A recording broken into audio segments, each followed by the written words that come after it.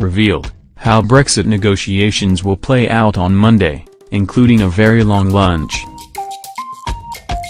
And in no so typical Brussels style, it won't be the bang of a starting gun but rather the pop of a wine cork that denotes the start of Brexit, as David Davis and Michel Barnier get down to work over the one thing this global capital of bureaucracy does best: lunch. An itinerary released by the EU Commission this afternoon shows that officials from the British and EU sides will spend just 6 to 7 hours negotiating on the first day of the talks.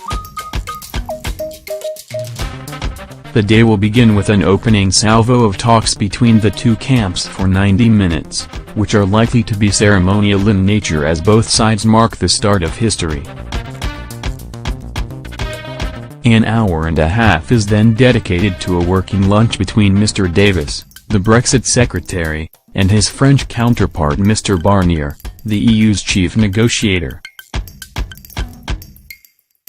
Over fine food, the pair, who already know each other well over long lives in European politics, will lay the foundations for a close working relationship which will ultimately determine the success or failure of the talks.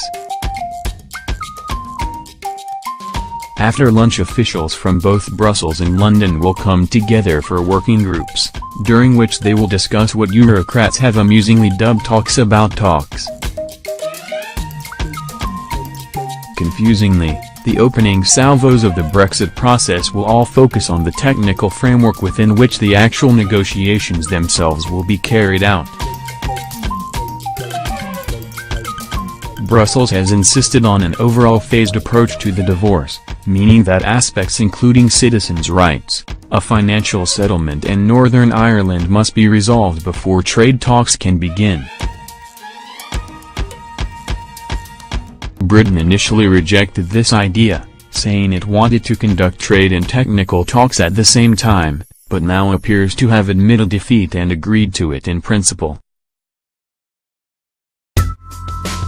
The EU also wants to hold the negotiations themselves in 4-week rotating blocks, all taking place in Brussels, during which individual issues will be compartmentalized and discussed.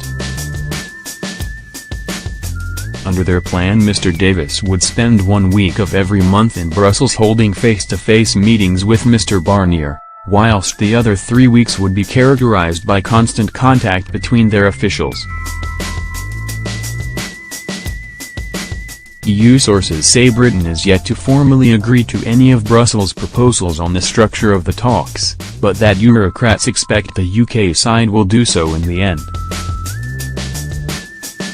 In the afternoon, intense talks to this effect will be held between Mr. Barnier's fearsome second-in-command Sabine Weyand, who is one of the EU's most highly regarded officials, and Mr. Davis' deputy Ali Robbins.